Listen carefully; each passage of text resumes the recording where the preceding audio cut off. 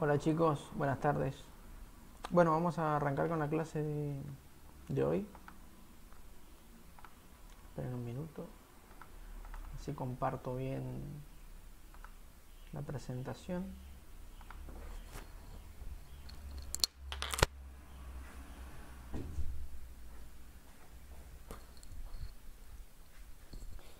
Bien,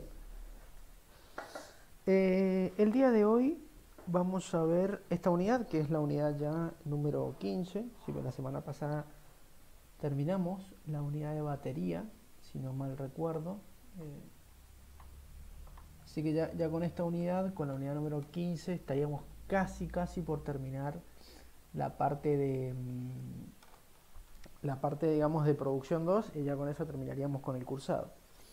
El día de hoy vamos a ver la planta de tratamiento de crudo y vamos a ver cómo se entregan el petróleo, además de algunas cositas que quedaron de la semana pasada, como por ejemplo la protección de los tanques y demás, que como también lo revisamos en esta unidad, directamente lo vamos a explicar acá y listo, ¿sí? Así que bueno, arrancamos. Como siempre, si tienen alguna duda pueden parar y consultarme.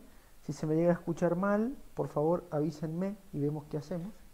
Eh, Como estaba repitiendo en las últimas clases, mi internet no está andando de la mejor manera que se pudiese, así que si tienen algún inconveniente para escucharme y demás, por favor háganmelo saber y vemos qué podemos hacer para poder solucionarlo. Así que bueno, arrancamos. La semana pasada estuvimos hablando un poquito de batería, ¿bien? Y hablamos de estas condiciones de venta del petróleo, ¿sí? No sé si recuerdan, si no fue la semana pasada, fue la anterior. Las condiciones de venta del petróleo las especifica por lo general el comprador, habíamos mencionado, y son condiciones que evidentemente el vendedor, es decir, la persona que produce el petróleo, tiene que respetarlas porque todo eso está, digamos, dictaminado por contrato. Entonces, en el caso de no cumplir las condiciones, estamos hablando de una violación de contrato que lleva, por supuesto, una respectiva multa por violación de contrato. Esta multa, habíamos mencionado que no suele ser monetaria, es decir, no suele ser multa de plata, sino que suele ser una multa con caudales de producción, es decir, con porcentaje de producción, perdón. Por lo tanto, por lo general, tal vez el comprador nos dice, y mira, no cumpliste con el contrato, según el incumplimiento es el porcentaje que le tengo que dar. Todo eso también está especificado en el contrato, ¿bien? No es que tiene que ser, digamos, no cumpliste el contrato, entonces yo como soy el comprador voy a decir lo que tenés que hacer durante el resto del tiempo. No, todo eso está especificado por contrato para que, digamos, las dos partes estén en igualdad en condiciones. Habíamos mencionado que las condiciones del petróleo no es que el comprador las decide porque básicamente se le da la gana y nos quiere complicar la vida, sino que la idea del comprador es comprar en su mayoría petróleo y puede aceptar valores bajos de otras sustancias como puede ser agua, sólidos, sales, pero él quiere petróleo. Si no le interesa otro tipo de fluido u otro tipo de sólido que venga con el petróleo. Además de esto, en el caso de que sea refinería, por ejemplo, el que compra, que suele ser el comprador principal de petróleo, si bien, como decía, eh, perdón, eh, si bien puede ser otro comprador, el más común es refinería, y ellos tienen unos equipos que funcionan con valores máximos de agua y de sales que suelen ser los que le piden al comprador. Bien, tal vez pueden trabajar con un poquitito más de agua, sales y demás, pero piden menos para estar, digamos, siempre resguardados ante cualquier cosa. Bien, y habíamos mencionado que de estas condiciones, una era el porcentaje de agua máximo que se soportaba y otra era la cantidad de sales máximas. Dijimos que la batería es el fluido que se encarga de separar el agua del petróleo y del gas, ¿sí? El gas se manda a otra zona de tratamiento, mientras que el agua se manda a una zona especial que vamos a ver la semana que viene, y el petróleo, la idea es llevarlo hacia la planta de tratamiento de crudo, porque si bien yo le he sacado el agua, Ahora vamos a ver que todavía no alcanzamos el valor deseado, que es 1% o menos, y seguimos teniendo un petróleo con mucha cantidad de sales. Eso provoca, evidentemente, que estemos violando las condiciones de venta. Por lo tanto, tenemos que llevarlo hacia la planta de tratamiento de crudo, que como función principal tiene la que ven allí, ¿sí? Separar las sales del fluido de producción, ¿sí? O separar las sales del petróleo ya, porque básicamente es puro petróleo lo que tenemos. Esa es su función principal, ¿bien? Otra de las funciones principales, que acá no está anotada, pero que también es importante, es la de realizar el control antes de vender el producto, ¿bien? Nosotros vamos a vender el petróleo, pero antes de venderlo es importante realizar mediciones de contenido de agua, de sales, de sólidos y demás, para poder ver si el petróleo está en las condiciones de venta o no. Si no llega a estar en las condiciones de venta, y no lo vendo, porque eso, digamos, provoca una violación de contrato. Si no lo vendo, ¿estoy en problemas? Y sí, también estoy en problemas, porque por lo general el contrato también especifica un volumen mínimo que yo le tengo que entregar todos los días a refinería, por ejemplo, ¿sí? Entonces, al no entregar producción, también estaríamos en un problema. A pesar de eso, el problema es menor en caso de no entregar producción antes que entregar la producción mala, ¿sí? O sea, en malas condiciones. Así que bueno, la planta de tratamiento de crudo en definitiva es otra zona de yacimiento, no es lo mismo que batería, esto es importante, si bien suelen estar uno al lado de la otra, no son la misma zona de trabajo, son dos plantas operativas distintas. La planta de tratamiento de crudo se encarga de desalar, es decir, quitarle las sales al petróleo y un remanente de agua, es decir, un pequeño porcentaje de agua que todavía le sigue quedando. Pero su función principal es la de quitar las sales. Mientras que batería, dijimos, que separa las fases, es decir, agua por un lado, petróleo por otro lado y gas por otro lado, y además de eso, puede controlar la producción directamente desde los pozos, ¿sí? Bien, hasta acá venimos bien, ¿me van siguiendo?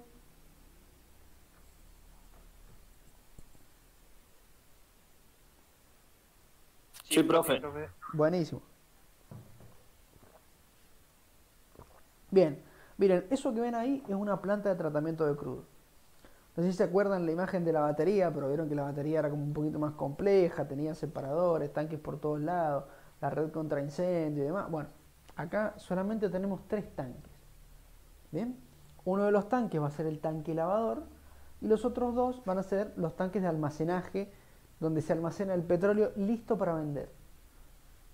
Fíjense que, no sé si se alcanza a ver, pero uno de los tanques de almacenaje, el que está más abajo, son los celestitos, dice tanque 2 almacenaje y lavador. Fíjense que dice y lavador. ¿Por qué dice lavador? Muy simple. Porque siempre se debe tener un tanque lavador de respaldo. Aún así yo no puedo fabricar un tanque para que esté vacío y cuando lo necesite ocupar recién ahí lo ocupo. No tiene sentido. Por eso es importante que uno de los tanques dedicados al almacenaje también funcione como tanque lavador, por las dudas, ¿sí? Ya vamos a ver que tiene unas características especiales el tanque lavador que lo diferencia del resto de los tanques. Como pasaba con el tanque cortador, ¿se acuerdan que vimos la semana pasada? Que es el único tanque que tiene un fuster, ¿bien?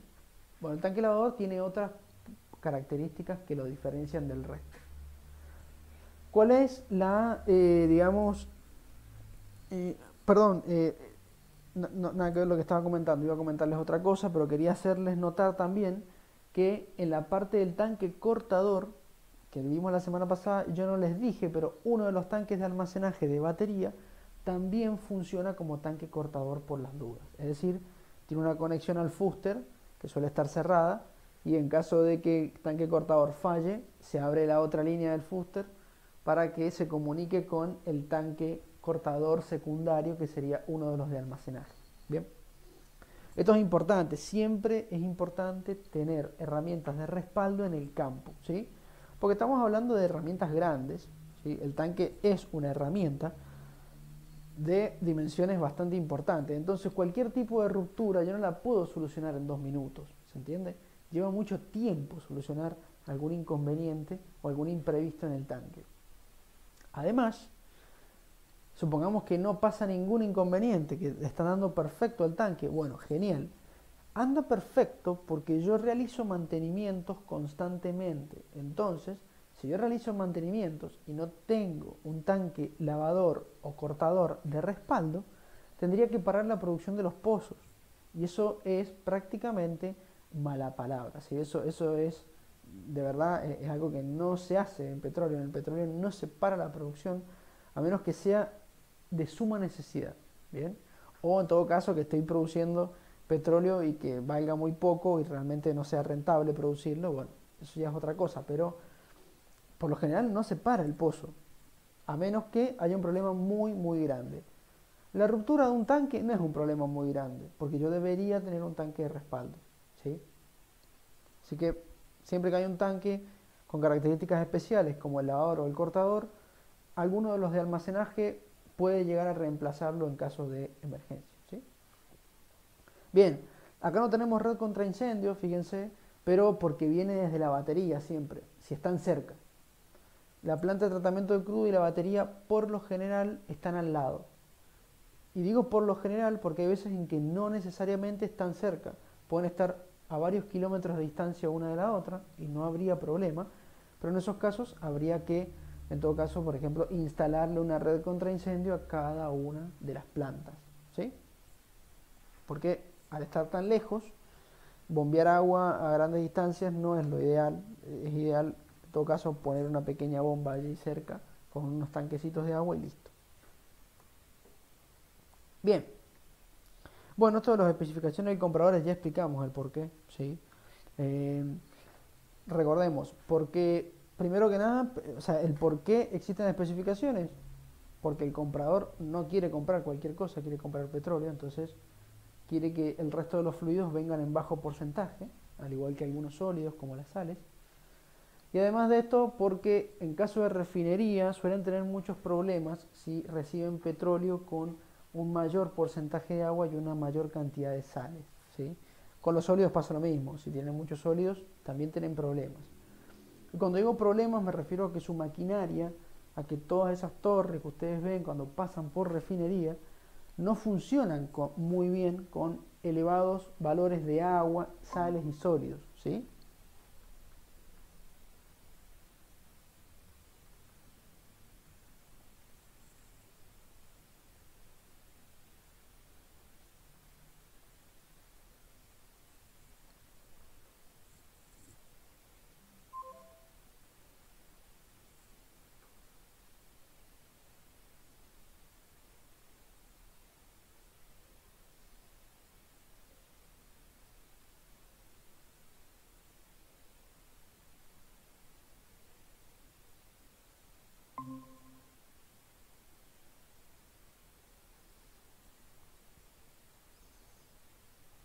Buenas, volví. Se cortó justo. ¿Llegaron a escuchar algo de todo lo que dije? No sé hasta dónde se escuchó. Estimo que hasta acá. Hasta tanque reincendio y ahí se cortó. Bien, bien, bien. O sea que esta diapositiva no la habían visto. Llegamos hasta acá. Sí, profe, está ahí. Bien. Bueno, justo se cortó cuando pasé a esta diapositiva, ¿sí? Las especificaciones del comprador. Básicamente les estaba comentando que es lo que ya habíamos visto, ¿sí? ¿Por qué existen especificaciones de compra del petróleo? Bueno, por dos razones prácticamente. La primera porque el comprador quiere comprar petróleo y no quiere comprar otras cosas. No le interesa comprar agua, no le interesa comprar sales, ¿bien? Y en segundo lugar, porque el exceso de estos componentes, es decir, de agua, de sales, de sólidos, podría llegar a generar en sus equipos, hablando por ejemplo de refinería, un mal funcionamiento. Es decir, los equipos están diseñados para funcionar con ciertos valores de petróleo, agua, sales, sólidos, exceder esos valores le traen consecuencias negativas muy grandes a zonas como refinería, ¿sí? Y si todos los equipos se dañan porque compraron un mal petróleo, y cuando hablo de mal petróleo no estoy hablando de que el petróleo en sí sea malo, sino de que eh, tiene muchas otras cosas como agua, sales, sólidos, bien, arcillas, etcétera, etcétera. Todo eso produce un mal funcionamiento de los equipos y a la larga termina rompiendo los equipos de refinería y en definitiva hay que invertir mucho dinero en la reparación de los equipos por no haber pedido que se venda un petróleo como la gente, digamos, un petróleo en las especificaciones correctas. Es por eso que hay especificaciones de compra. Pero esto ya lo habíamos mencionado la semana pasada, al principio de la clase, así que no entramos mucho en detalle porque ya está, creo que claro. Bien, fíjense esta diapositiva. ¿Qué tipo de fluido ingresa a la planta de tratamiento de crudo? Cuando digo PTC me refiero a la planta de tratamiento de crudo, ¿sí? Mucha gente también la conoce como playa de tanques porque, como vieron, tiene 3 tanques y nada más. Entonces, se conoce también como playa de tanques. Pero el nombre técnico es planta de tratamiento de crudo. Bien. ¿Qué tipo de fluido ingresa? Bueno, a la planta de tratamiento de crudo ingresa directamente el petróleo que acaba de salir de batería, ¿sí? ¿Qué petróleo es ese? De batería sale un petróleo con alrededor de 4 a 5% de agua, ¿sí? Fíjense que todavía no alcanzo los valores correctos de agua, que es máximo 1%. Yo cuando salgo de batería, mi petróleo tiene entre 4 y 5% de agua. Y un altísimo contenido de sales. Y eso es lo que ingresa a la planta de tratamiento de crudo. ¿Bien? Como podrán ver, en el esquemita que tienen allí de batería, el gas se manda hacia otra planta de tratamiento. Una vez que se trata el gas, se inyecta directamente en el gasoducto y listo. Y de batería también sale agua que va hacia la planta de tratamiento de fluentes. Y de la planta de tratamiento de crudo también va a salir agua, también va a salir gas. Por lo tanto, cada fluido siempre va a su zona respectiva, hacia cada planta de tratamiento, según sea el fluido. ¿Bien? Entonces, para resumir un poquito, ¿qué es lo que ingresa a la planta de tratamiento de crudo? Lo que sale directamente de batería. El tema es, ¿qué sale de batería? Bueno, sale 3 fluidos por 3 líneas distintas, pero la planta de tratamiento de crudo se queda con la línea del petróleo. Y el petróleo va con un porcentaje de agua que ronda entre el 4 y 5% y con un contenido de sales bastante alto. ¿Bien? Si bien es verdad que puede haberse reducido la salinidad un poquito en la batería, porque parte del agua se separó y la que lleva las sales, por lo general es el agua, ¿bien? Pero eso no indica que el petróleo esté con las sales muy bajas, no. A ver, podría darse el caso, pero no es lo común. Lo común es que siga teniendo muchas sales. Entonces, por eso es necesario seguirlo tratando. ¿Bien? ¿Qué pasa si de batería sale un petróleo con mayor porcentaje de agua, supongamos 10%, y batería está funcionando mal? Eso es un indicio de que batería no está funcionando de la manera que debería funcionar por X motivo, puede ser cualquier motivo. Tal vez los separadores no están funcionando bien, tal vez el petróleo cambió un poquito su viscosidad y eso generó espuma y bueno, un montón de cosas que pueden llegar a salir mal en batería. Entonces, si vemos que sale más agua de la zona de batería, de la que debería, junto con el petróleo, deberíamos replantearnos todo el tratamiento que se hace en batería y analizar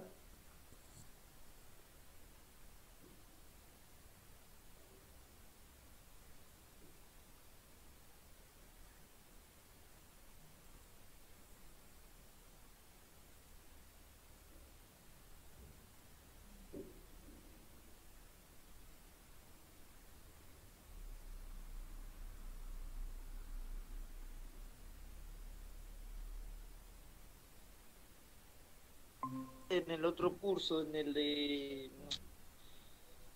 Ay, el de máquina. Oh, me va a salir el nombre ahora del curso. volvimos. El de... El de equipo.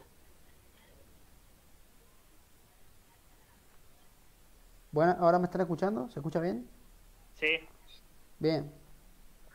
Como les estaba comentando, ¿cómo hacemos para básicamente solucionar los problemas de batería. Bueno, habrá que analizar en caso de que salga mucho contenido de agua de batería junto con el petróleo, habrá que analizar qué es lo que está pasando, revisar cada componente de batería de la manera correcta en la que se debería revisar y directamente, digamos, solucionar el inconveniente en caso de poder hacerlo.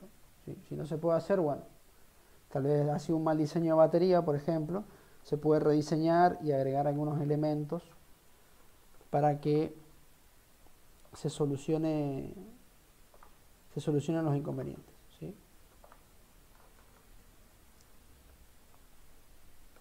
Perdón, gente, que se corte. Lo que pasa es que mi internet estos días está dando medio mal, no sé qué ha pasado.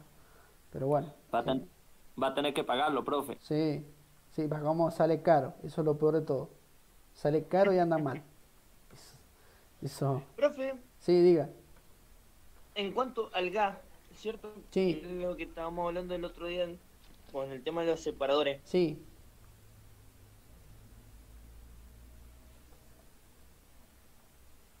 sí.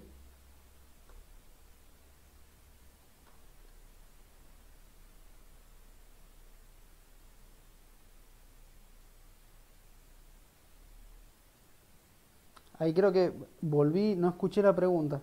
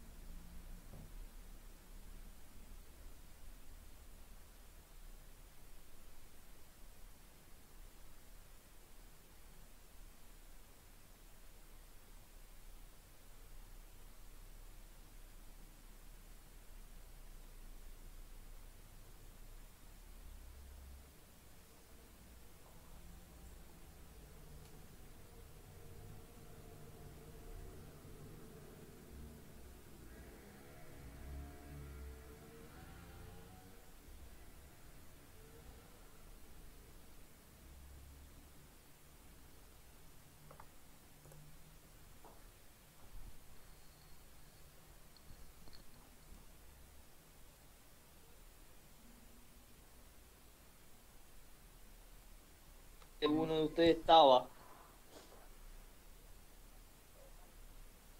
Che, buenas, buenas, volví. Se me cortó justo, de vuelta. No escuché la pregunta. ¿Qué me decía?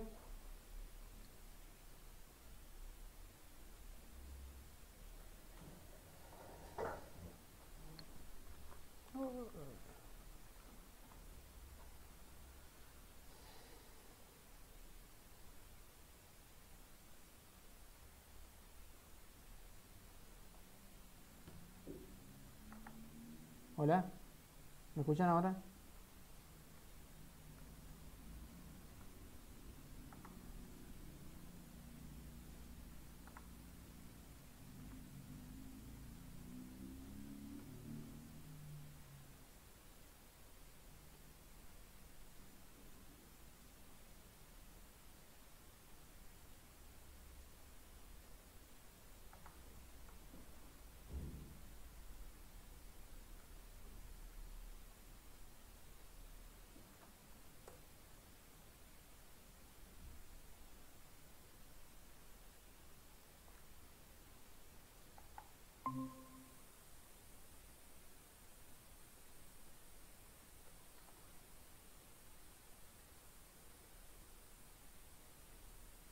Buenas, ¿me están escuchando ahora?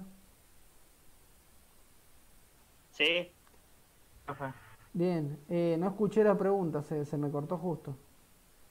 ¿Qué me preguntaba? No, porque parece que se había cortado, por eso no No, pero me hicieron sabíamos una si... pregunta del gas y justo se me cortó. Ah, justo. Sí, profe. Cuando hicimos no sé si de los compañeros, alguno hizo el seminario conmigo, el de baterista, Ajá, el de recorredor. El profesor Marcelino nos decía que se separaba los separadores, una parte del petróleo y el agua iban a los tanques de la batería. Y el gas iban y se quemaba. Sí.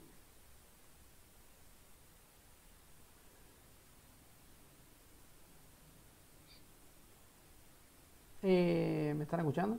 Pensé que se me había cortado. Sí. Ah, bien, perdón.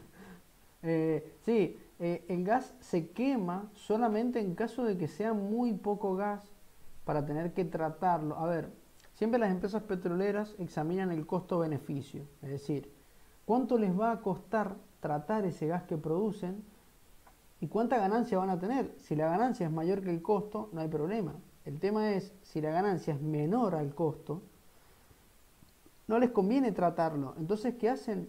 Lo tienen que quemar, porque no se puede liberar a la atmósfera porque contamina, ¿sí? Entonces, sí o sí lo tienen que quemar. Pero solamente se hacen los casos en donde el gas no valga nada o donde, comparando la ganancia que van a tener con el costo, tendrían que gastar mucho más de lo que ganan, entonces no les conviene.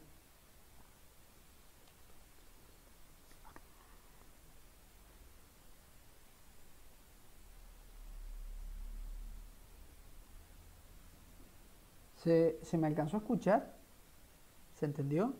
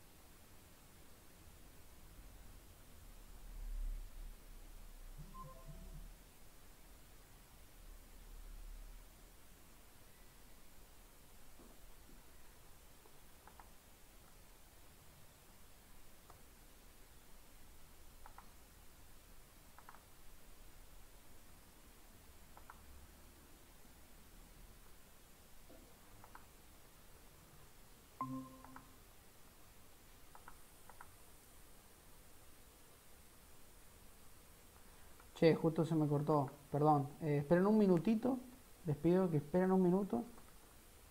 Voy a reiniciar mi router y ya vuelvo para ver si eso funciona. Bueno, profe. Bueno, profe.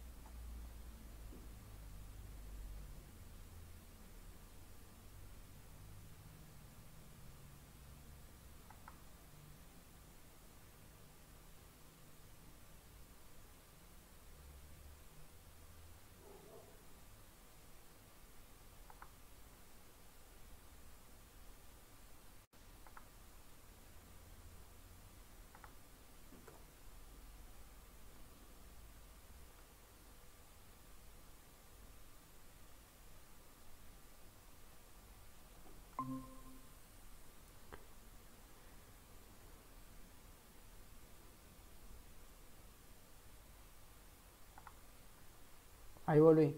Espero que ahora ande bien. Como les comentaba, con el tema del gas que se quema, no sé si se alcanzó a escuchar, pero solamente se quema en los casos en donde el costo de tratar el gas es mucho mayor que las ganancias que me produce venderlo. Solamente en esos casos se quema. Caso contrario, yo lo puedo vender sin ningún tipo de problema, pero hay que tratarlo siempre al gas. Hay que sacarle el azufre, trae agua, entonces hay que tratarlo, hay que hacerle un pequeño tratamiento. Si ese tratamiento es, digamos, muy costoso y termino perdiendo plata antes que ganándola, y no me conviene. Entonces, ¿qué se hace? Se quema, porque no se puede tirar a la atmósfera, digamos. Pero solo en esos casos, si la empresa puede ganar plata de una u otra forma, la va a ganar. Eso ténganlo en cuenta, siempre.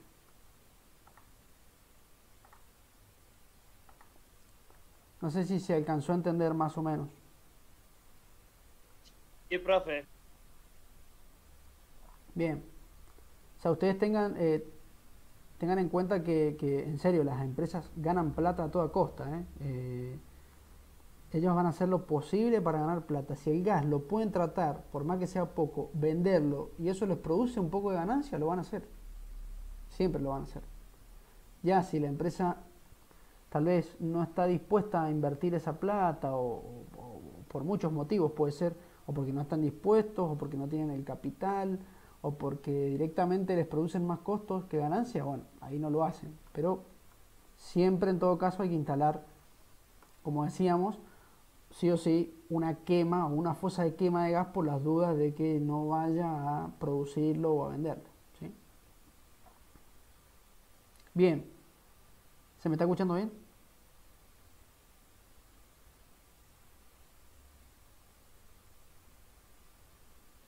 No sé.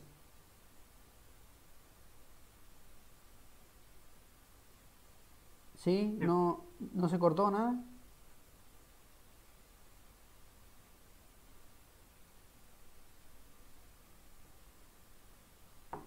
No, por lo menos. Bien, bien, buenísimo. Buenísimo, buenísimo. Ahora los voy a estar preguntando a cada ratito si se cortó. Si bien más o menos me avisa cuando se corta, suena, hace un sonidito medio extraño, pero bueno. Si no, más o menos les comento lo que vamos a hacer.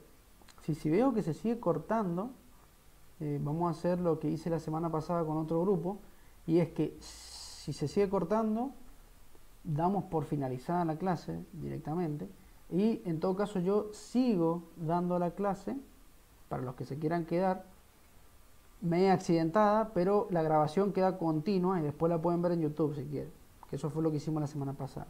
Si aún así ustedes quisieran presenciar una clase un poquito mejor, podríamos darla por finalizada y seguir la semana que viene si se sigue cortando, no hay problema. Nos atrasaría un poquito, pero no hay problema. Así que bueno, vamos a ver cómo sigue andando la cosa. Si sigue andando... Bien, justo estaba diciendo que si sigue andando mal, veíamos qué hacíamos y se me acaba de cortar y ahora volví. Dios mío.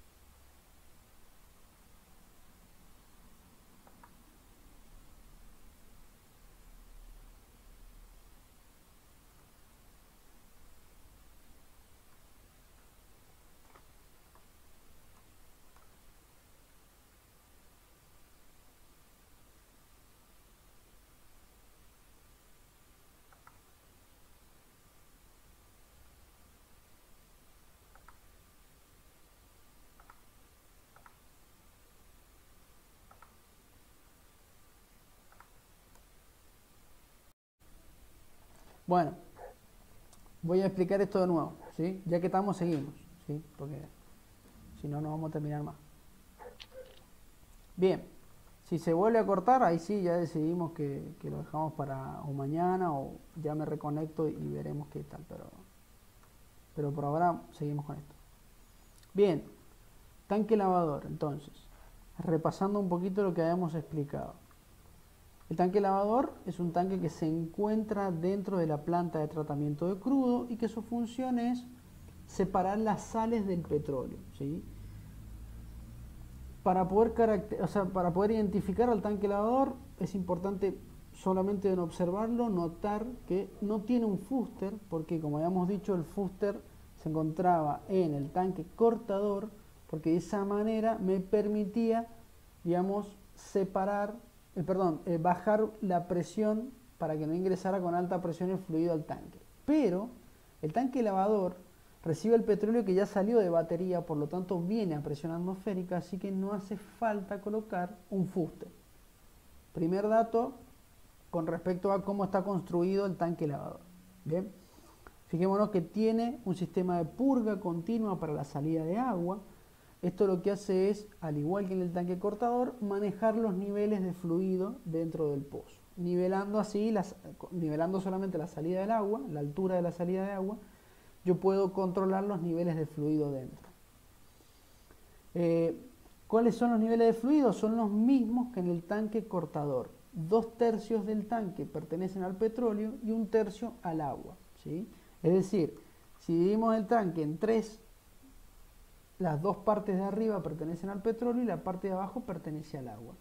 Esto que permite que el petróleo que ingresa al tanque, ¿sí?, logre avanzar de manera lenta y de esa manera se simula una especie de estado estático o estado estacionario en el cual el fluido parece que está quieto, la gravedad hace su efecto y el petróleo tarda en salir también entre 12 y 18 horas, dependiendo del caso, pero desde que entra una partícula de petróleo hasta que sale por la parte de arriba y tarda casi 18 horas, ¿bien? Siempre el petróleo se saca por la parte de arriba, mientras que el agua se saca por la parte de abajo. Entonces, como estábamos comentando justo cuando se cortó, ¿cómo hacemos para darnos cuenta que un tanque es lavador y que no es otro tipo de tanque? Porque tiene doble entrada, que es la que yo les he dibujado ahí porque siempre me olvido de agregarla. El tanque lavador tiene doble entrada, ¿sí? ¿Por qué doble entrada? Bueno, porque por una va a ingresar el fluido que viene de batería, es decir, este petróleo lleno de sales que yo tengo que tratar para ver cómo le saco las sales. Y una entrada de agua dulce. ¿Por qué una entrada de agua dulce? Muy simple. Porque el agua dulce yo la voy a utilizar, como mencionábamos hace ratito, para poder sacarle las sales al petróleo. ¿Por qué es esto? Muy simple, porque el agua siempre tiende a disolver sales, siempre. Si yo le echo sal al agua, el agua me la va a disolver a la sal, ¿sí? El tema es, ¿por qué utilizo agua dulce y no agua salada? Porque el agua dulce disuelve mucho mejor las sales que el agua salada. Y esto es porque mientras menos sales tenga el agua, más puede disolver. Al ir disolviendo sales, el agua se va a ir salando. Por lo tanto, ya no tiene la misma capacidad de disolución de sales que al principio. Y es por eso que el sistema del tanque lavador tiene ingreso de agua dulce constantemente. Yo no es que le meto agua dulce, la dejo ahí, hace su trabajo y después la saco. No. Le voy metiendo a las 24 horas del día agua dulce, ¿bien? Y voy sacando agua salada, porque el agua sale salada, ¿bien? ¿Por qué? Bueno, porque le roba las sales al petróleo y a su vez porque me ayuda a capturar ese exceso de agua salada. ¿Se acuerdan que dije que salía desde la batería, que el petróleo sale con 4 o 5%? Bueno, ese porcentaje adicional de agua, el agua dulce me la captura y se la lleva con ella. ¿Bien? Para que se den una idea. Por lo tanto, se ocupa, es lo que estábamos hablando justo antes de que empezara a grabar la segunda parte del video, se ocupa mucha agua dulce, muchísima agua dulce. Y eso sí es un problema dentro de la industria del petróleo. El tema es que no se ha encontrado una solución mejor para quitar las sales. Lo mejor es disolverlas y el único fluido que disuelve las sales de manera correcta, rápida y eficiente es el agua dulce. Bien. Hasta ahí va claro, no se cortó nunca, se quedó todo bien. Perfecto. Bien, buenísimo. ¿Qué pasa si, por ejemplo, yo estoy trabajando en el tanque lavador y a la salida el petróleo sale todavía salado, sale con un porcentaje de sales altos? Eso quiere decir que el proceso de desalación está andando mal. ¿Cómo puedo favorecer la desalación? Simple, puedo, en vez de meter agua dulce fría, que es lo que se mete normalmente, o sea, a temperatura ambiente, yo podría llegar a calentar el agua. ¿Por qué? Porque mientras más caliente esté el agua, mejor va a disolver las sales. Y eso pasa en la casa. O sea, usted agarra en un vaso de agua fría, un vaso de agua caliente, mírenlo con el té. Si cuando se van a tomar un té, échenle azúcar y se van a dar cuenta que si el té está caliente, se disuelve en 2 minutos. ¿Qué en 2 minutos? En un par de segundos se disuelve, ¿sí? Pero si el agua está fría, el azúcar tarda en disolverse. Y eso es porque a mayor temperatura el agua disuelve mejor. ¿Bien? Entonces yo podría aumentar la temperatura del agua dulce que estoy metiendo y eso me ayudaría en cierta manera a, obviamente, quitarle las sales al petróleo.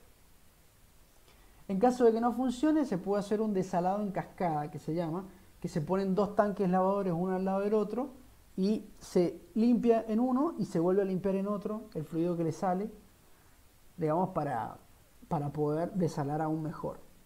Aún así, ya calentando el agua es suficiente, por lo general. El fluido ingresaría por acá, bueno, el fluido siempre ingresa por acá, digamos, por la zona de abajo, junto con el agua dulce, que te lo ingresan por 2 entradas distintas, pero más o menos al mismo nivel. El fluido viene por acá, ingresa al difusor, que recordemos que es como un colador, que hace que el petróleo se difunda, se difumine, se esparza por todo el tanque y eso aumenta el trabajo de desalación, ¿sí? Lo favorece. Una vez hecho esto, el petróleo está, como dije, subiendo y recién saliendo después de 18 horas, más o menos, entre 12 y 18 horas que está dentro del tanque. El petróleo se saca por la parte de arriba, como siempre, porque el petróleo que sale por la parte de arriba tiene menos cantidad de agua, mientras que el agua se saca por la parte de abajo, porque al igual que el petróleo, el agua de abajo tiene menos cantidad de petróleo. Muy simple. ¿Bien?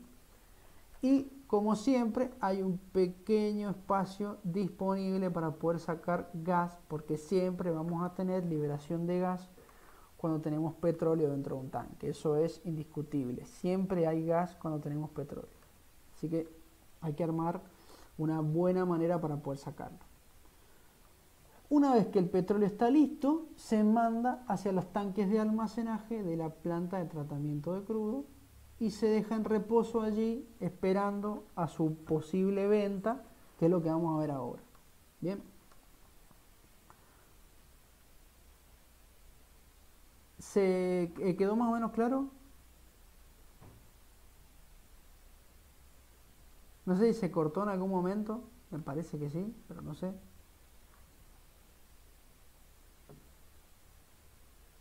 Sí, se entendió, profe. ¿Sí? Bien. ¿No se cortó? ¿Se escuchó bien?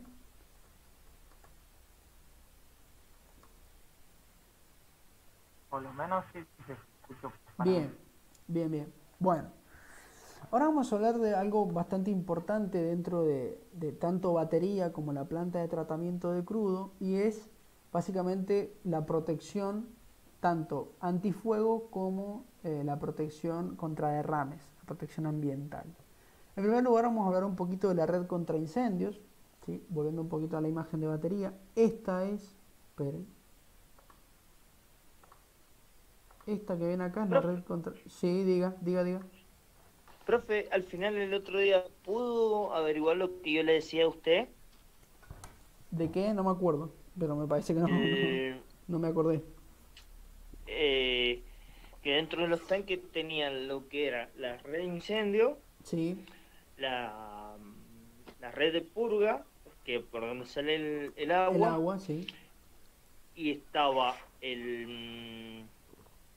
donde se toma, saca la muestra para Sí. saber la cantidad de agua y crudo que hay. Y estaba el otro que no me puedo acordar cómo se llama, porque realmente no lo tengo, Bien. que era un aparato que era para los rayos, Ah, no, que no. hacía que no. Sí, me acuerdo, pero no le pude averiguar. O sea, me he olvidado, me he olvidado. Hágame acordar entre semanas. Claro, porque, Así lo busco. claro, porque no me acuerdo cómo es que se llama. Yo sé que el profesor Marcelino decía que había como si fuese un pararrayo Sí, sí. para que evitaran, Sí, ¿cómo se llama? no le pude averiguar, pero hágame acordar porque me he olvidado, hágame acordar entre semanas y yo le hablo al Sí, profesor Marcelino y le pregunto a ver qué tal y que me explique. claro. Muchas gracias, profe. No, ven, hágame acordar, por favor. Bueno, Bien, volviendo un poquito a la red contra incendios, fíjense, esto que están viendo acá es la red contra incendios, ¿sí? Es algo muy básico, está compuesto por un tanque de agua, que suele ser agua dulce, ¿sí? Volviendo otra vez al tema del agua dulce, suele ser agua dulce, y una serie de bombas similares a las bombas de inyección de lodo, que sirven para poder bombear el agua tanto hacia la batería como hacia la planta de tratamiento de crudo, solo en caso de que haya algún incendio, si no, no se bombea agua. El agua avanza por unas cañerías rojas, ¿sí? Y tenemos distintos elementos dentro de lo que sería la red contra incendios. Primero que nada, el ingreso de agua a los tanques, ¿sí? Hay una zona en la cual ingresa el agua al tanque, pero no ingresa el agua sola, sino que se mezcla con un polvo justo antes de ingresar a los tanques, que está ahí eh, en un pequeño contenedor. Entonces cuando el agua pasa, me succiona ese polvo, perdón, y genera una un espuma hidrófugo. sí, tal cual, genera eso, un hidrófugo, ¿sí? Es una espuma eh, que sirve para contrarrestar el incendio a través de el ahogue del incendio, es decir, la espuma absorbe todo el oxígeno y como el fuego se queda sin oxígeno, se apaga. Para que haya fuego, sí o sí tiene que haber oxígeno. Si no hay oxígeno, el fuego no existe. Puede haber hidrógeno o algunos otros elementos que se prendan fuego en el ambiente, pero por lo general el oxígeno es el principal, ¿sí? Yo quitándole el oxígeno, el incendio se apaga. Pero el agua no solamente se utiliza para eso, sino que también se utiliza para ¿cómo se llama? Los hidrantes. Tenemos pequeños hidrantes o pequeños zonas en donde se pueden conectar mangueras para poder rociar los tanques por fuera. ¿Por qué se rocía un tanque por fuera? Porque cuando se prende fuego el tanque se calienta, ¿sí? Y si el tanque tiene una temperatura muy alta, puede provocar incendios por temperatura en otros tanques. Y eso es un problema grandísimo.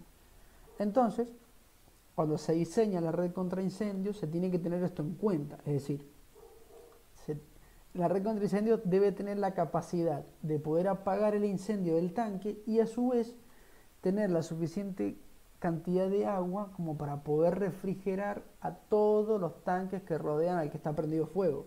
Bien, también a los separadores y a todos los elementos que tengan sustancias inflamables. Que en batería y planta de tratamiento de crudo básicamente son todas porque todo tiene petróleo, así que todo es inflamable, ¿sí? Bien, y además de esto, tenemos la protección ambiental contra derrames, que también se llaman los muros de contención. Los tanques están rodeados por muros de contención que suelen ser de hormigón o de tierra removida, ¿sí? Eso depende de la empresa. Estos muros de contención pueden rodear a un tanque o pueden rodear a muchos tanques. Eso depende también de la empresa.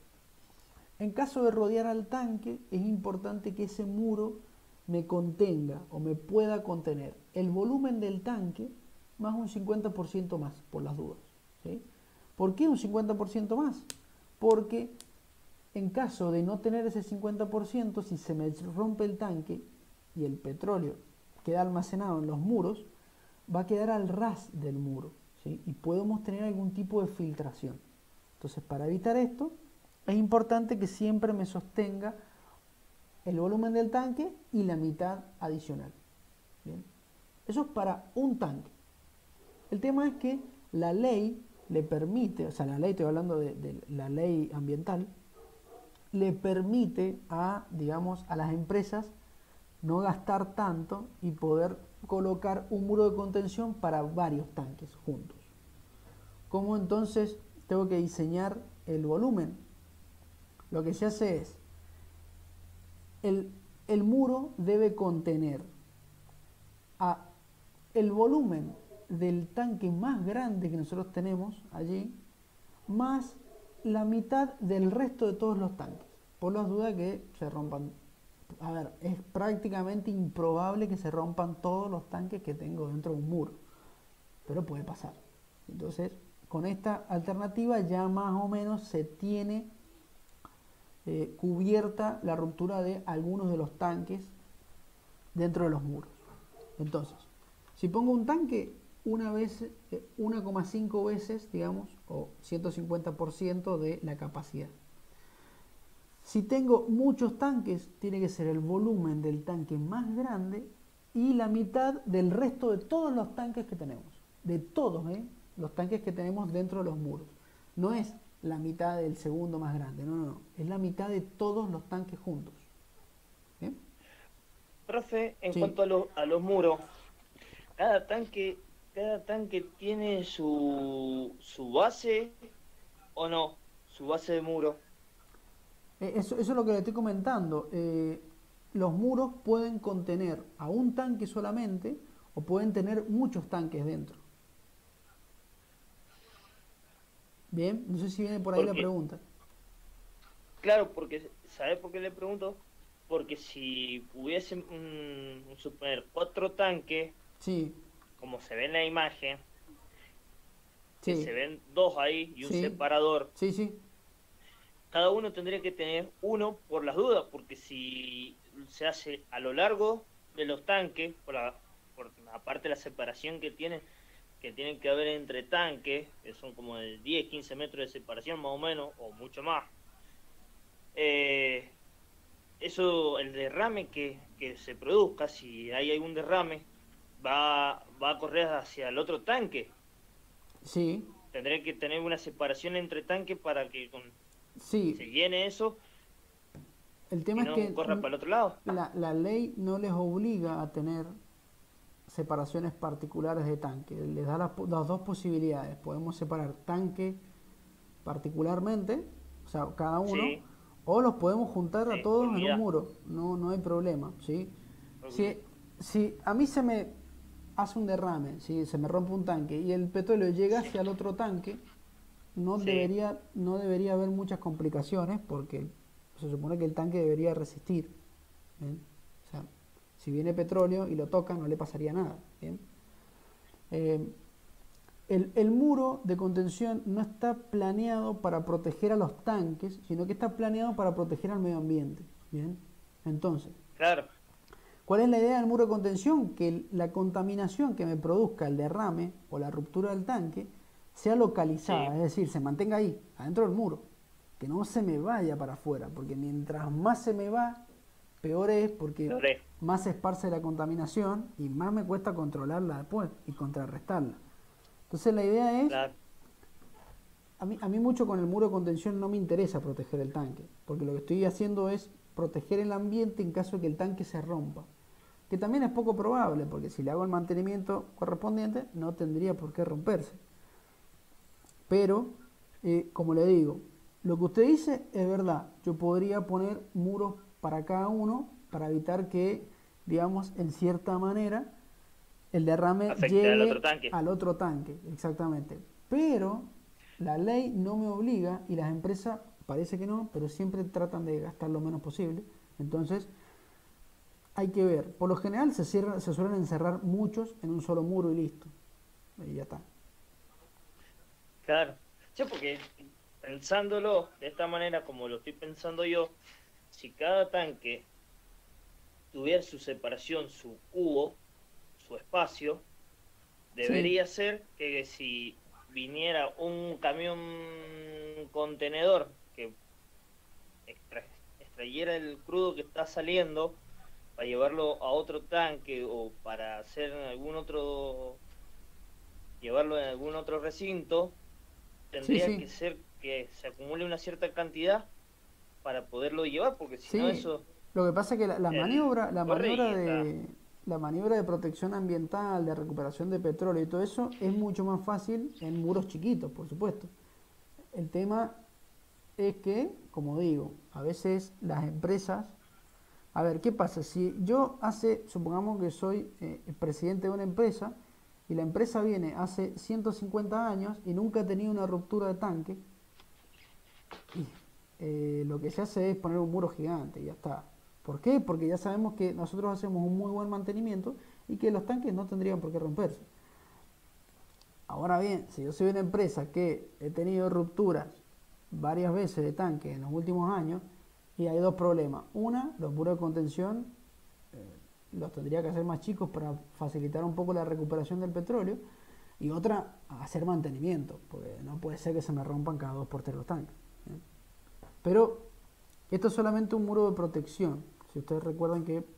Y protección ambiental. Las empresas lo hacen solamente porque la ley ambiental se los obliga. Si no se los obligara, no lo harían. Así de corta, ¿eh? Lo que se puede hacer, en todo caso, para poder llegar a obtener algo parecido a lo que usted me está diciendo es, podemos hacer un muro de contención, por ejemplo, de hormigón, que me proteja todos los tanques, o sea, que me recubra todos los tanques, y entre el tanque y tanque poder hacer pequeños muros de tierra removida, que eso sí lo he visto, ¿bien? Eso sí se puede hacer, es más barato que ponerle hormigón a todo, ¿se entiende?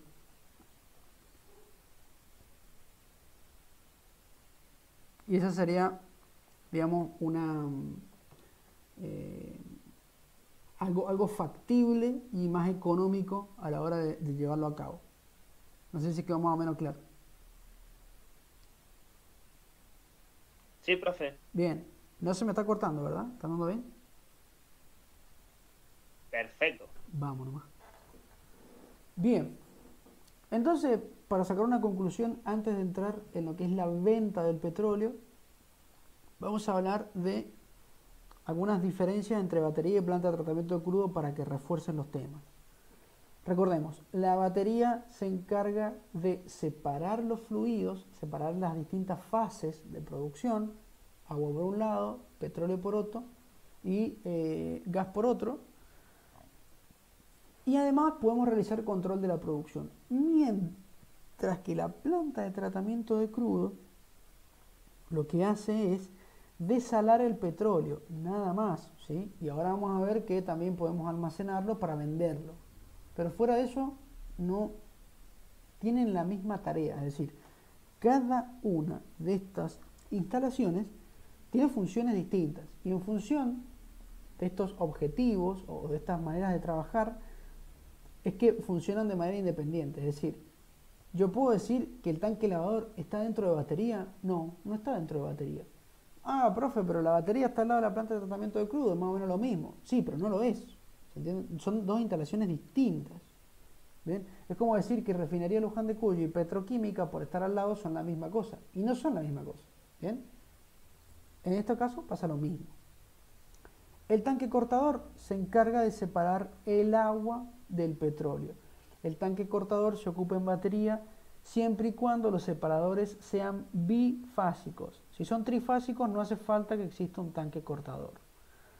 ¿Cómo identificamos al cortador? Simple, porque tiene un fuster en su entrada. ¿Bien? Mientras que el resto de los tanques no lo tienen. El tanque lavador, ¿dónde está situado? Está situado en la planta de tratamiento de crudo. ¿Para qué sirve? Para quitarle la sal al petróleo o al fluido de producción. ¿Bien? ¿Cómo lo identifico? Porque tiene doble entrada. Tiene entrada de agua dulce y tiene entrada de fluido de producción. ¿Bien? No tiene fuster. Entonces de esa manera los puedo diferenciar a uno del otro. ¿Qué fluidos salen y qué fluidos entran a cada estación, digamos, a cada instalación? A batería ingresa el fluido que viene directamente de los pozos, ¿sí? Fluido con alto contenido de agua, alto contenido de sales, muchos sólidos, básicamente una porquería, sino para decirlo mal y pronto. Un fluido que yo no quiero tener, pero que lo tengo que tratar para poder venderlo. ¿Y qué es lo que sale de batería? Salen tres fluidos por distintos lados, por un lado gas, por otro lado agua, y el que a mí me interesa, que es el petróleo, que va a salir con un porcentaje de agua que ronda entre el 4 y 5% y con un alto contenido de sales. Va a salir muy salado el petróleo. Este petróleo que sale de batería es el petróleo que ingresa a la planta de tratamiento de crudo. Y después de realizar toda la desalación, lo que sale de la planta de tratamiento de crudo es el fluido listo para la venta. Y cuando digo listo para la venta me refiero a que tiene que cumplir con las especificaciones que hemos estado hablando, las condiciones de venta. Menos del 1% de agua, menos de 100 gramos por metro cúbico de sales medidas en forma de cloruro de sodio. ¿Bien? ¿Cómo hago para poder verificar estos elementos y poder vender el fluido? Simple, con lo que vamos a ver ahora, la entrega de crudo. ¿Bien? La entrega de crudo se realiza mediante dos métodos, la entrega por tanques y la entrega por unidades automáticas. ¿Bien? Cualquiera de las dos sirve. Obviamente la mejor es la de unidades automáticas, ya lo vamos a ver ahora. Esto probablemente lo hayan visto si es que cursaron el seminario que dio Marcelino. ¿Sí? Esto está en la parte de baterista. ¿Sí? A ver, cuando hablamos de entrega por tanques y entrega por unidades automáticas, estamos hablando básicamente de métodos de medición para poder verificar si el fluido está en condiciones de venta o no. Si está en condiciones de venta, se bombea hacia el punto donde lo tiene el comprador, digamos, es decir, hacia refinería por lo general.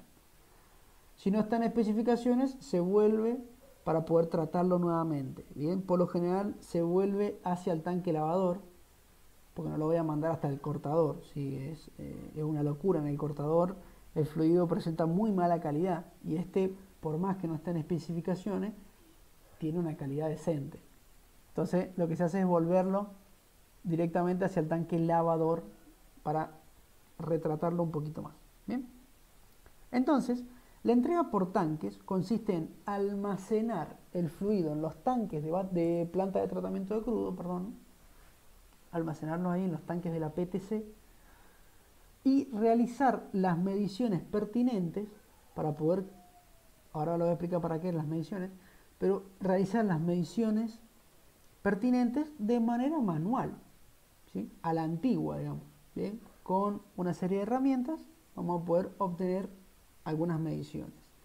El tema es, ¿qué quiero obtener yo con estas mediciones? Quiero obtener lo que nosotros en petróleo conocemos como el volumen de petróleo seco-seco. ¿Bien?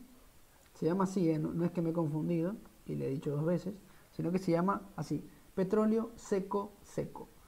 ¿Qué significa el petróleo seco-seco? Es el petróleo ajustado por temperatura, el volumen, porque el volumen de petróleo varía un poquito en función de la temperatura, es decir, tengo que ajustar a la temperatura ambiente de 25 grados. Y además, el petróleo seco-seco no tiene en cuenta el agua, no tiene en cuenta las sales, no tiene en cuenta el sólido, ¿sí? Y no tiene en cuenta todas las otras cosas que pueda llegar a tener. Miren, cuando yo vendo petróleo en especificación, es decir, por debajo del 1% de agua y por debajo de los 100 gramos por metro cúbico de sales, no quiere decir que voy a obtener 0% de agua y 0% de sales. Eso es prácticamente imposible, es una tarea titánica, es decir, yo necesito invertir mucho dinero para que eso se obtenga de cierta manera. Y al final, la empresa me va a pagar lo mismo si tiene 1% de agua a que si tiene 0% de agua. O sea, va a dar lo mismo eso.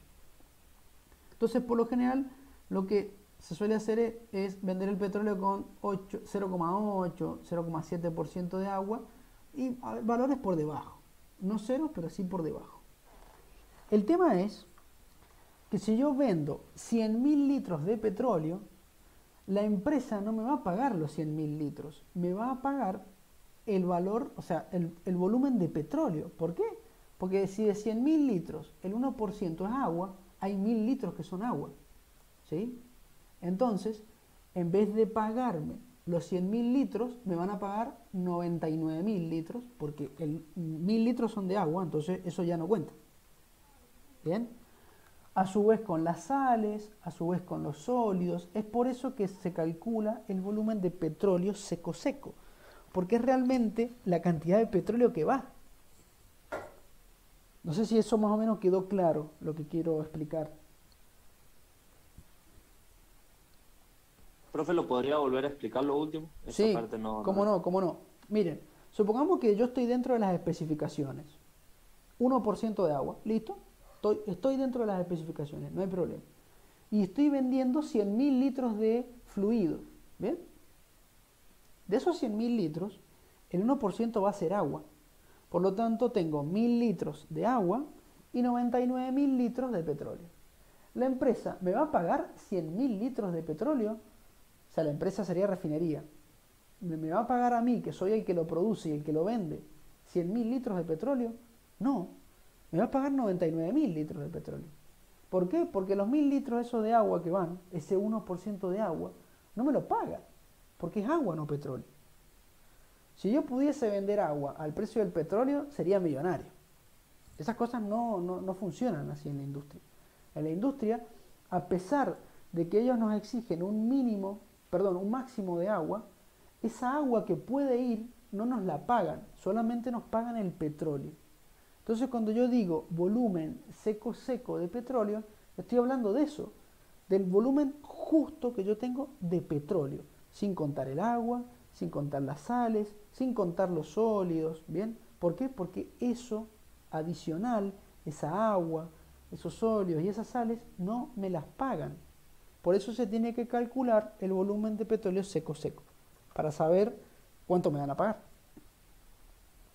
¿Más o menos quedó claro? Sí, profe, ahí quedó. Joya. Bien, de nada. Esa es básicamente la idea. Repito, si las empresas pudiesen vender agua y que te las paguen a precio petróleo sería un golazo, ¿bien? Pero no funciona así. Bien, no, realmente no funciona así. Así que bueno. Bien, para poder hacer las respectivas mediciones vamos a hablar de algunos procedimientos ahora, ¿sí? Lo primero, la cinta y el pilón, ¿sí? ¿Qué es la cinta y el pilón? Es eso que ven ahí, es una cinta métrica, ¿bien? Y un pequeño pilón que sirve como una plomada, ¿sí? Sirve como un peso para que la cinta baje hacia el nivel que yo quiero que baje. Y además, fíjense, no sé si se alcanza a ver en la imagen, pero el pilón está numerado, ¿sí? El pilón tiene, fíjense, tiene medidas que van desde los 8 centímetros hasta los 24 centímetros, ¿sí? Acá no se alcanza a ver, pero llega justo hasta el 24. Por lo tanto, este pilón mide exactamente 16 centímetros, ¿sí? Y este brazo que ven acá tiene que medir exactamente 8 milímetros. Esto, vamos a marcar, esto se conecta a la punta de la cinta métrica y ya está. Bien. ¿Cómo es el procedimiento? Bueno, primero que nada el pilón se engancha en la cinta métrica. Los dos elementos, tanto la cinta como el pilón, son de bronce. ¿Bien? ¿Por qué? Porque el bronce cuando roza con otro material no genera chispas. Entonces es buenísimo. Si yo pusiera de acero estos elementos, o de aluminio, o algún material parecido, si roza con la entrada del tanque, me va a generar una chispa, y chispa más petróleo no es una muy buena idea, ¿sí? Porque bueno, ya sabemos por qué. Así que estos elementos tienen que ser de bronce, sí o sí. Sería un boom terrible. Exactamente, sí. No quise hacerlos para no aturdirlos, pero sí, es un boom, definitivamente, sí. Y si no es un boom, mínimo un incendio, pero seguro. Así que para evitar eso, los elementos son de bronce. ¿Sí? Bien, la cinta y el pilón, una vez que están juntos, se ingresa obviamente el pilón primero y después va bajando la cinta. Se ingresan por la boca de medición. Fíjense, la boca de medición no es la boca de muestreo, esa es otra. Se desciende por la boca de medición hacia el interior del tanque. ¿Qué objetivo tenemos con la cinta y el pilón? Determinar cuánto espacio vacío hay en el tanque. Y ustedes se preguntarán, ¿pero cómo espacio vacío? Y sí, miren, vamos a hacer un dibujito acá. Si yo tengo un tanque, tiene mi techo por acá, pero no la puedo borrar. Esperen un minuto. Llevo dibujo técnico, profe. Sí, no saben lo difícil que es dibujar con el mouse. Ah, Bien, tengo el techo del tanque y el fluido llegaría hasta por ahí, ¿sí? El nivel de fluido. Si yo bajo el pilón por acá, junto con la cinta, va a llegar un momento en el que el pilón va a tocar el fluido. Exactamente, va a tocar el fluido, ¿sí? Entonces fíjense Bueno, que lo que yo estoy sí, midiendo, que sería desde acá hasta acá, es espacio vacío. Pero, conociendo el espacio vacío del tanque, yo puedo saber cuánto hay espacio lleno, ¿sí? O sea, cuánto tenemos de espacio lleno o de altura llena, nivel de petróleo. Entonces, bien, ahora les explico más o menos cómo es el procedimiento. La gente que está arriba en la boca de muestreo va bajando la cinta de a poco. Fíjense que tiene una pequeña manija, ¿sí? Se va bajando. Manija. Se va bajando de a poco. Y el pilón va a hacer contacto con el petróleo. ¿Cómo me doy cuenta que hace contacto? Simple. ¿Ustedes cómo se dan cuenta que un objeto tocó un fluido? Porque empieza a generar ondas en la superficie del fluido, ¿sí? Como cuando tiran una piedra al agua, ¿vieron que se hacen esas ondas? Bueno, lo mismo, ¿sí? Cuando toca el pilón en el fluido, se empiezan a generar esas ondas, entonces decimos, che, hasta allá llegamos. Lo que se hace después es sumergir un poquito el pilón, se lo hunde un poquito, ¿bien? Y después se lo saca, ¿sí? Se lo saca de manera rápida, lenta, eso no influye. Entonces, ¿qué pasa? Vamos a sacar el pilón y va a estar manchado hasta cierto punto con petróleo, ¿sí? Acá va a estar todo manchado porque se sumergió. Entonces, ¿cómo hago para medir el nivel? Bueno, antes de subirlo tengo que medir cuánto me marca la cinta justo en el orificio de entrada. Supongamos que me marca, no sé, 1,20 m, ¿sí? Entonces ahora saco y la cinta me marcó 1,20 m, pero además le tengo que sumar estos 8 centímetros y desde acá hasta la mancha que tenga. ¿Bien? ¿Por qué? Porque eso también cuenta como unidad. Si yo contara solamente la cinta, me quedaría un espacio por arriba del nivel, porque lo que toca el nivel es el pilón, no la cinta. ¿Bien? ¿Podría hundir el pilón entero hasta que toque la cinta? Sí, lo puedo hacer, pero por lo general se toca apenas el pilón y listo. Entonces, ¿cómo sé cuánto espacio vacío tengo? Sumo lo que medí con la cinta más el espacio que no está manchado del pilón. Exactamente. El espacio que no está manchado, ¿eh? No vayan a poner manchado porque el manchado ya entró dentro del petróleo, así que eso ya no es espacio vacío. Bien. Entonces, supongamos que el tanque mide 10 metros y tengo de espacio vacío en total al final entonces 1,40 m, ¿sí? 1,40 m. Bien. ¿Cuánto me queda de espacio lleno? Lo resto. Mide 10 metros menos 1,40 m, me quedarían 8,60 metros. 8,60 de altura de petróleo. ¿Eso es volumen? No, no es volumen todavía. ¿Bien? ¿Cómo hago para calcular el volumen? Los tanques vienen con una pequeña tabla que nos dicen que a cierta altura cuánto volumen tengo. Entonces busco 8,60 en la tabla y ahí me dice automáticamente cuánto volumen de petróleo tengo en ese punto. ¿Tengo volumen de petróleo seco? No, porque estoy midiendo el volumen de fluido en realidad. Y ahí también hay agua, sales, sólidos y demás. Entonces lo que yo tengo que hacer después es ese volumen de fluido lo tengo que ajustar en laboratorio, ¿sí? Se ajusta por densidad, se ajusta por temperatura, se le resta el agua, se le resta los sólidos y demás. Y las sales, y una vez hecho eso, ahí recién me da el volumen seco. Pero esto ya es un inicio, al menos ya sé cuánto fluido tengo. ¿Bien? ¿Esto quedó claro? ¿Se entendió?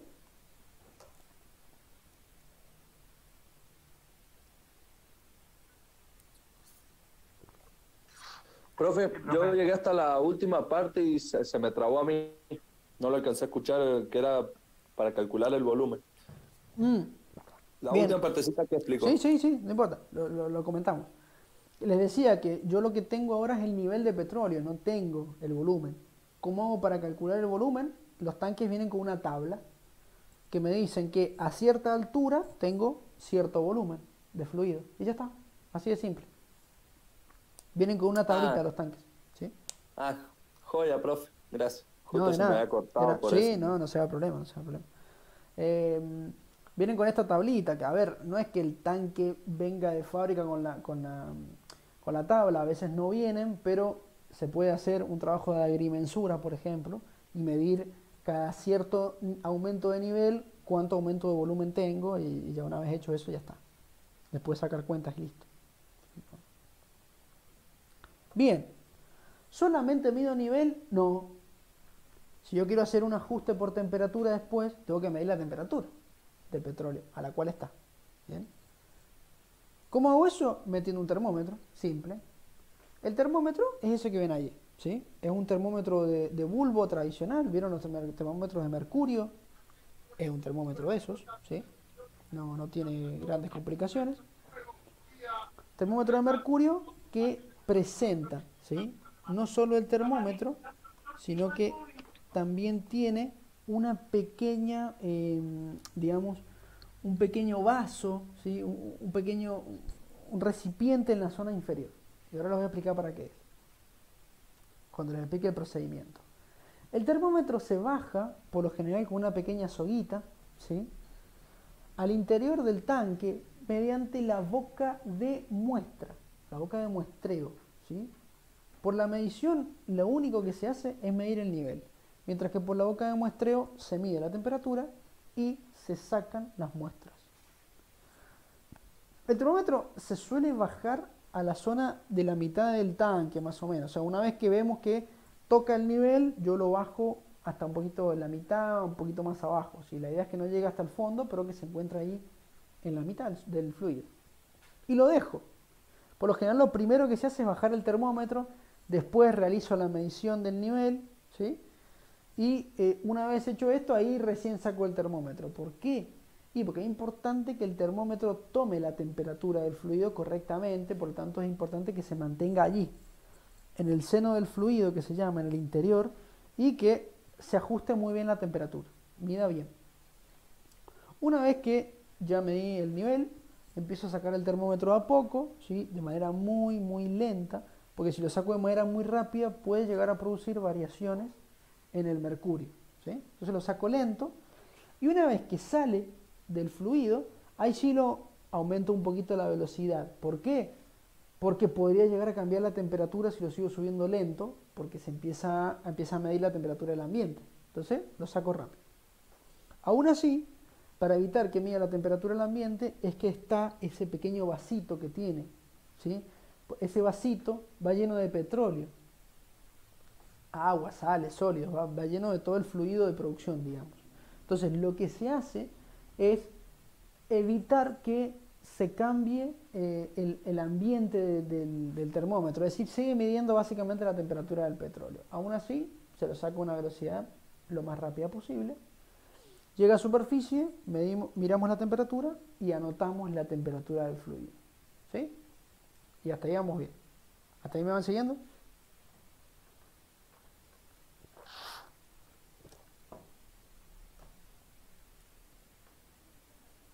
Sí, profe. Buenísimo.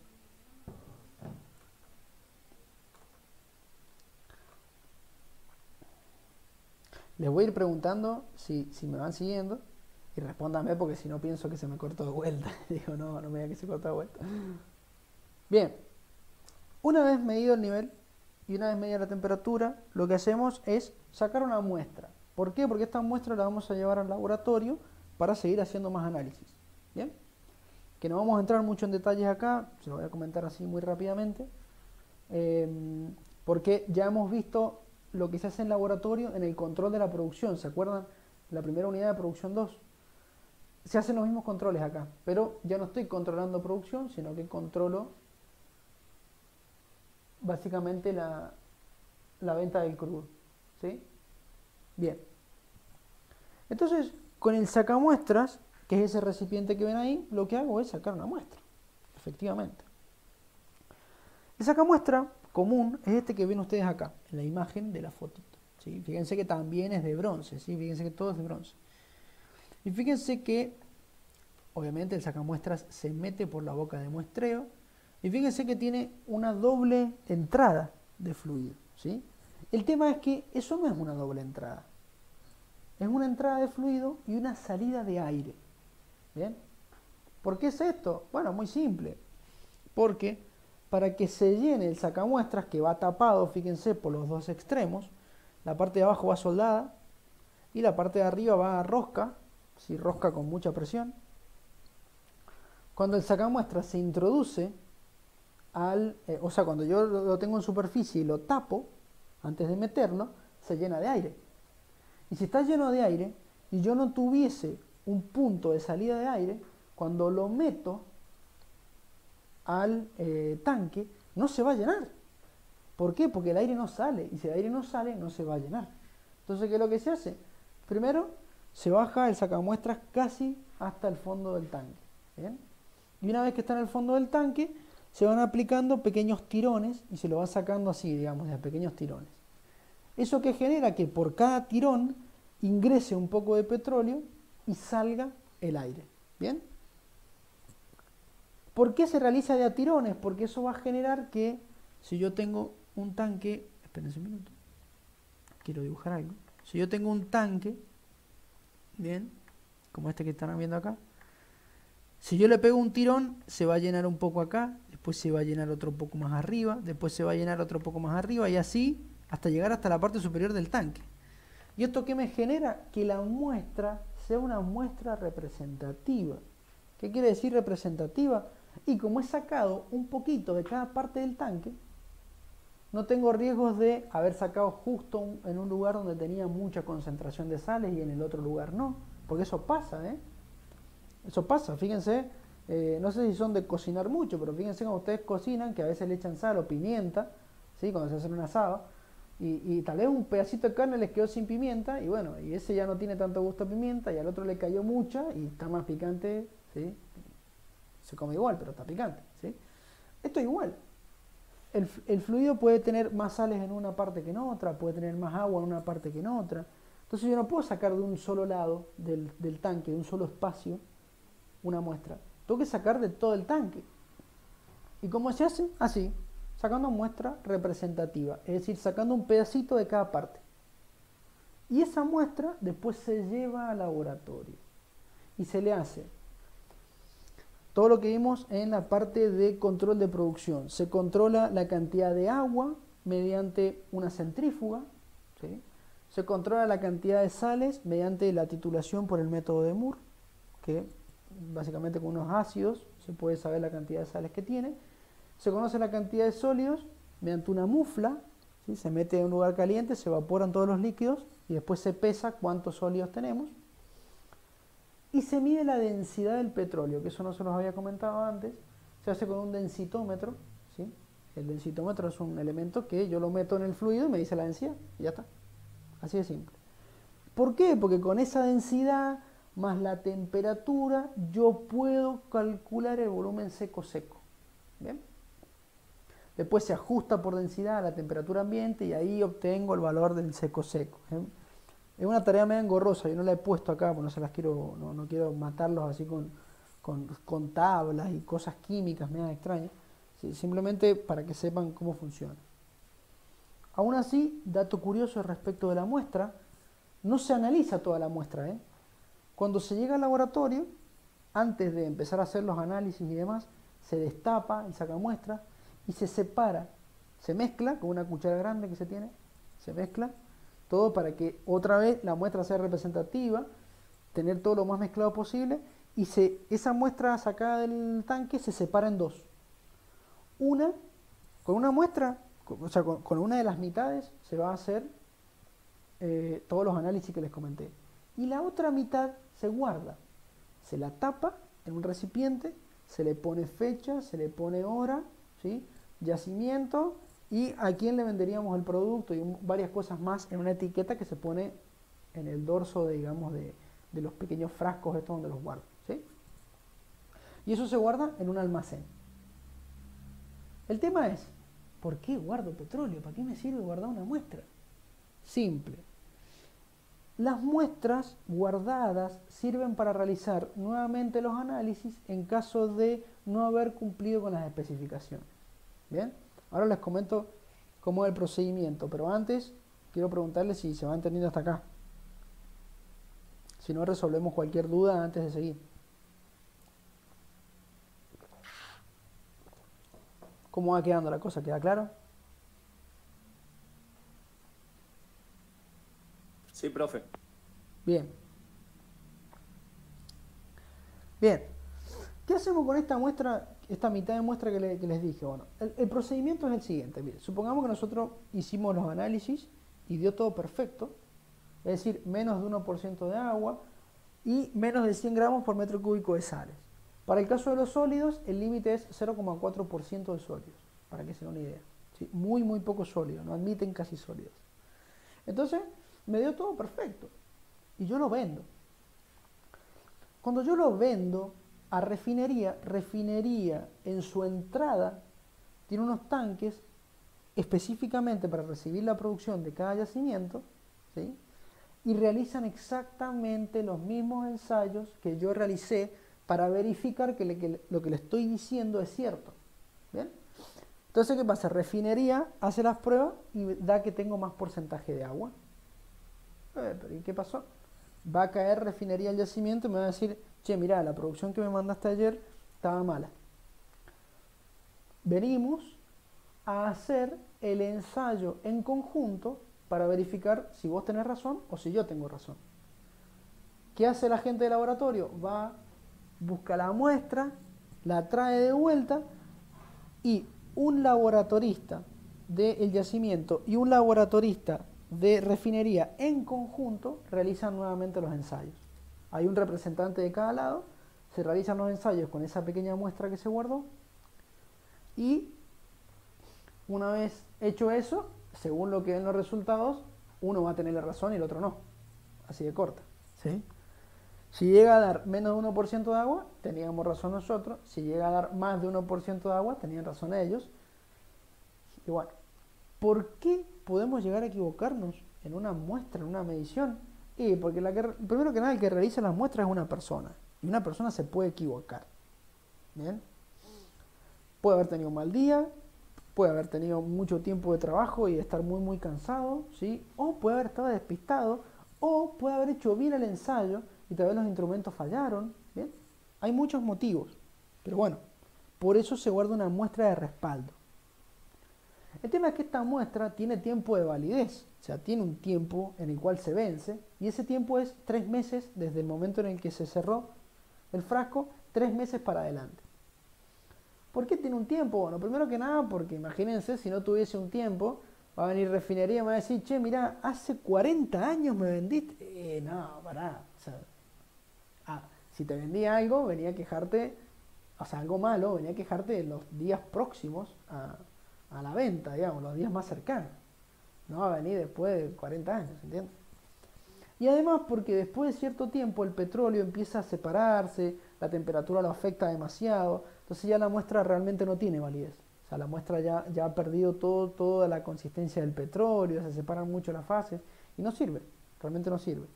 Entonces también por eso se plantea un mes de validez de alrededor de los 3 meses, un tiempo, perdón, de validez de alrededor de los 3 meses, puede variar, puede ser menos, un poquito más, pero 3 meses es lo común. ¿Sí? Así que si refinería viene y me dice, che, mirá, hace 3 meses y 2 días me vendiste esto, no, lo lamento, amigo. Ya no hay manera de comprobar si lo que vos decís es cierto o si lo que yo digo es cierto, por lo tanto se tiene que tomar la palabra del vendedor. ¿Sí? Se toma la palabra del vendedor. Yo cumplí con mi contrato, si vos no te viniste a quejar dentro del plazo establecido, que son 3 meses, lo lamento, pero la venta no va a tener multa porque ya está. Ya no hay manera de corroborar quién dice la verdad y quién no. ¿Sí? Bien. ¿Hasta ahí quedó claro? ¿Se entendió más o menos? Sí, profe. Bien, Sí, profe. bien, buenísimo. Y ya para finalizar, hablar un poquito de la entrega por unidades automáticas. Esta entrega, a ver, también ocupa los tanques, ¿sí? También mide cantidad de petróleo, cantidad de agua, cantidad de sales, ¿sí? Densidad, sólidos, mide todo, pero lo hace de manera automática y eso es lo grandioso. ¿Se acuerdan que hace rato les dije que una persona se puede confundir porque justamente es una persona? Bueno, una máquina no se puede confundir, justamente porque es una máquina. Está diseñada para funcionar de cierta manera y durante toda su vida útil va a funcionar así y ya está. La computadora no se equivoca, no puede hacerlo, ¿sí? Entonces, ¿qué ventaja tiene la entrega por unidades automáticas? Justamente esto, realiza mediciones de manera muy certera. Además, la entrega por unidades automáticas, o sea, la unidad LACT, que viene de List Automatic Custody Transfer, creo que es una... Básicamente lo que hace es medir la cantidad de agua, sólidos, sales y demás, y en función de lo que va midiendo al petróleo lo vende o me lo devuelve directamente a la zona del tanque lavador para volver a tratarlo. Sola, lo hace sola. Está programada para que yo lo ponga, le cargue, digamos, el valor máximo de agua, el valor máximo de sales y el valor máximo de sólidos que quiero y empieza a vender fluido automáticamente, ¿sí? Si encuentra fluido en el tanque, lo vende. ¿Sí? Llega al tanque, se almacena y ahí nomás, cuando yo la prendo, empieza a vender. ¿Pero qué hace? Lo primero que hace es medir si lo que estoy vendiendo está dentro de las especificaciones. Si está dentro, ella lo vende, la máquina lo vende. Pero si está fuera de las especificaciones y me he pasado, la máquina acciona unas válvulas y en vez de vender el producto, ahora lo vuelve hacia la zona de la planta de tratamiento de crudo para seguirlo tratando. Si justo fue un pedacito de petróleo que estaba en malas especificaciones y después vuelve a estar bien, automáticamente acciona las válvulas nuevamente y sigue vendiendo. O sea que lo hace todo sola. Es grandioso. A pesar de esto, a pesar de que lo hace todo sola y que es divino cómo funciona la máquina, se tiene un pequeño espacio para poder sacar muestras y corroborar si lo que está midiendo la máquina es correcto o no, mediante métodos de laboratorio como los que ya vimos, ¿sí? Así de simple. El único detalle que tiene esta unidad, la unidad LACT, es que el tiempo de respuesta de las válvulas suele ser un poco lento, suele tardar 30 segundos, un poquito más. Es decir, yo medí que me excedí en agua, por ejemplo, la máquina midió que el petróleo tenía más agua, manda la señal a la válvula y recién después de 30 segundos la válvula se acciona. Entonces, esos 30 segundos en los que la válvula no se accionó, yo vendí fluido en mala especificación, que me puede jugar en contra, porque por lo general la entrega por unidad automática, ¿sí? Hay una parte en el vendedor y otra parte en el comprador que hace lo mismo, va midiendo a medida que va ingresando. Entonces les va a saltar que hay una pequeña porción que tiene más agua y eso me lo van a cobrar como multa. ¿Bien? Así que, ¿qué es lo que se hace? Bueno, en vez de ponerle como máximo 1% de agua y le pongo un poquito menos, 0,9, 0,85% de agua, por ejemplo. Entonces ya cuando detecta que el agua va aumentando y se acerca al 0,85, 0,9, acciona la válvula y si tarda 30 segundos no importa porque estoy por debajo del 1%, así que yo me cubro y de esa manera no vendo no vendo petróleo por encima del 1% de agua, por encima de los 100 gramos por metro cúbico de sales, etcétera, ¿sí? Eso que ven ahí es una unidad automática, ¿bien? Tiene un montón de caños, un montón de válvulas, se bombea con unas bombas, como se hace en la entrega por tanques también, se bombea con bombas centrífugas. Y bueno, eso es una unidad automática. Un montón de caños con su respectiva computadora que controla absolutamente todo de la unidad.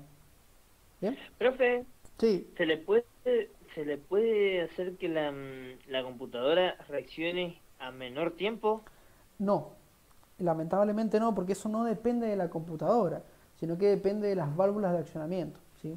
Siempre... No, pero digo que la válvula se active en menos tiempo. Por eso no se puede Segundo que tarde.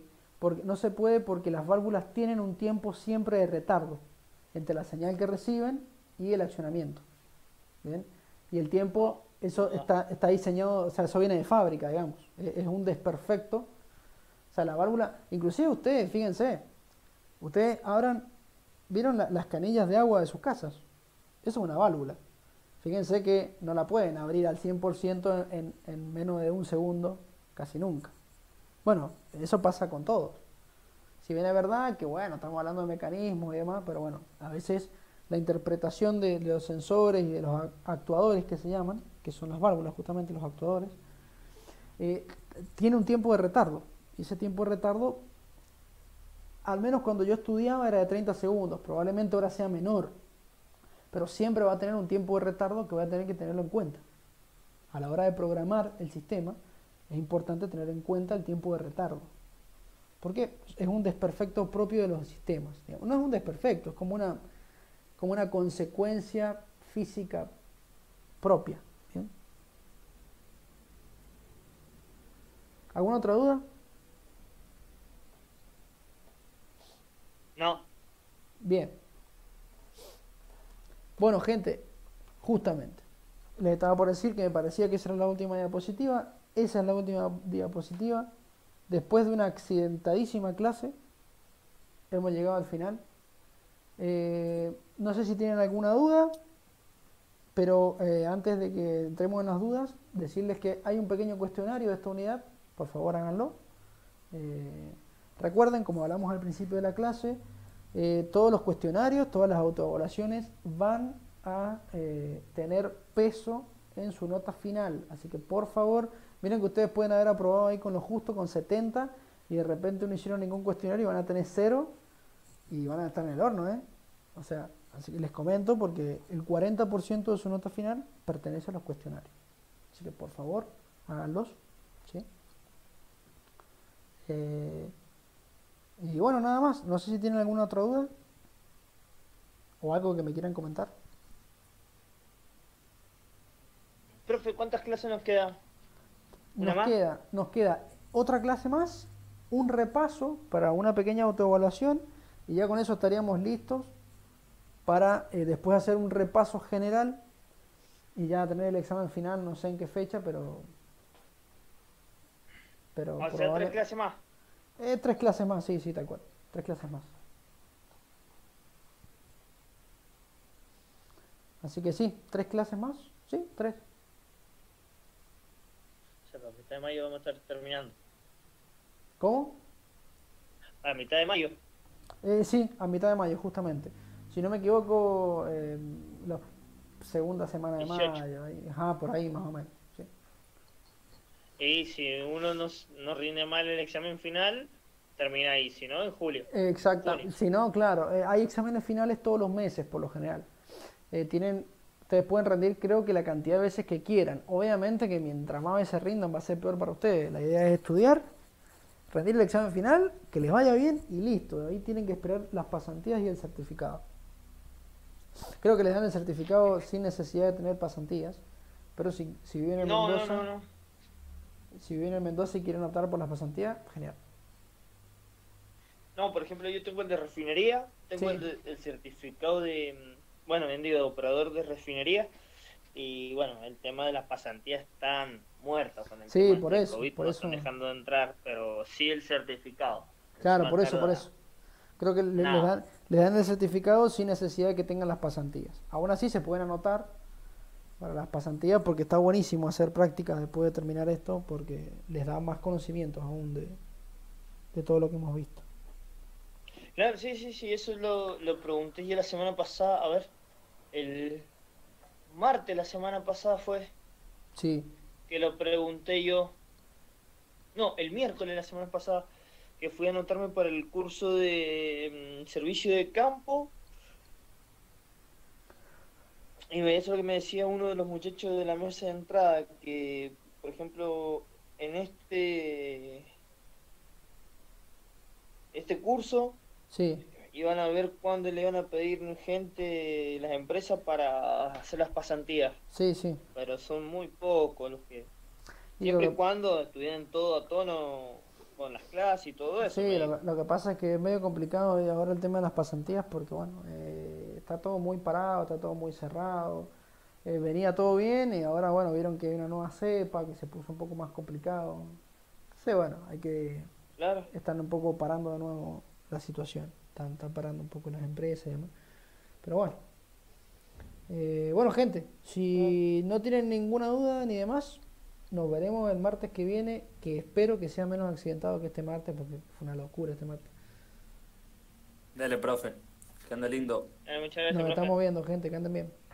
Y pague el internet, profe. Sí, ya lo verá a prender fuego. Nos vemos.